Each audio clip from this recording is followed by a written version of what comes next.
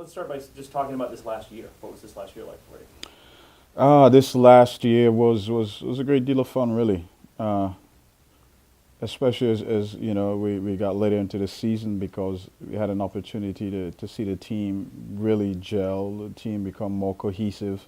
Uh, and so that translated into a quality of play, especially attacking play. That was really fun for the fans to watch, and certainly as coaches, we begin to see some of our ideas being implemented out there. So, I think I've said it before. The NPSL season is a difficult one to prepare for because you don't have much of a preseason, and really and truly, at the time that you probably start playing some of your best ball is the time that the season is over. But we had a fantastic group of guys.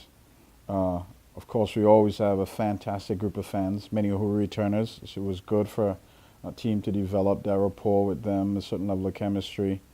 And I think probably the highlight is just the home games, After you play those home games, after you have a really good win, and then gathering with the fans after to celebrate that and to see the kids getting uh, excited for autographs on the players and meeting the players and fans like Nancy bringing pies and cakes and fruit treats. And I mean, it kind of shows you what this is all about, right? Certainly one or two that's left probably an indelible mark on me. I think of obviously Bo Prey.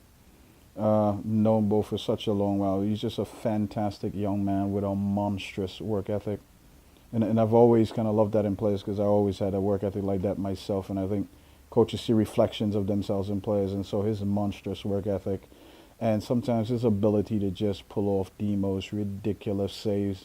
Sometimes you see maybe an opponent take a shot on goal. You say, damn it. And then he'll just get way up there in the corner. And be like, you know what? Jesus saves, Bo saves, but Bo might be better, right? It might be one of those. So certainly Bo's left a mark. And that's not to say many of the others haven't. I could think of so many. I like the precociousness of young Nick King then. There's something about the kid that really I have a strong affinity for, a strong feeling for.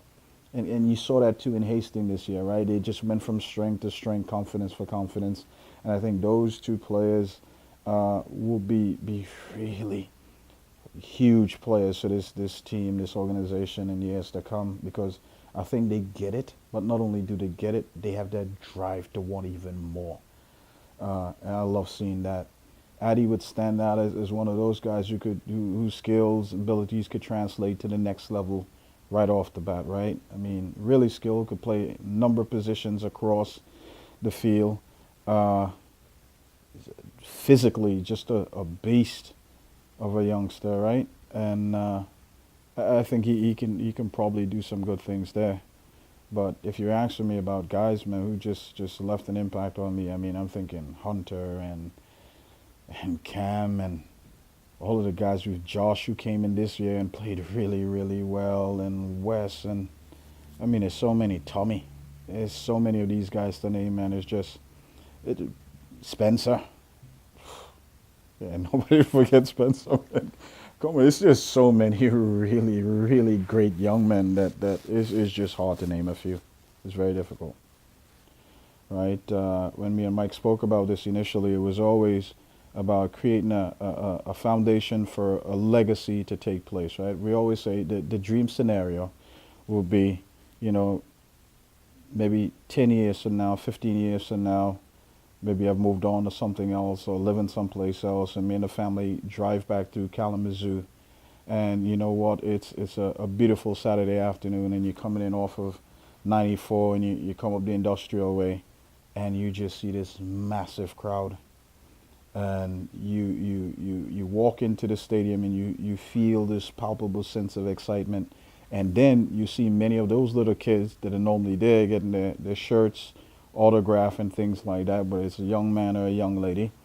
You see one or two of those players out on the field representing a team like KZFC.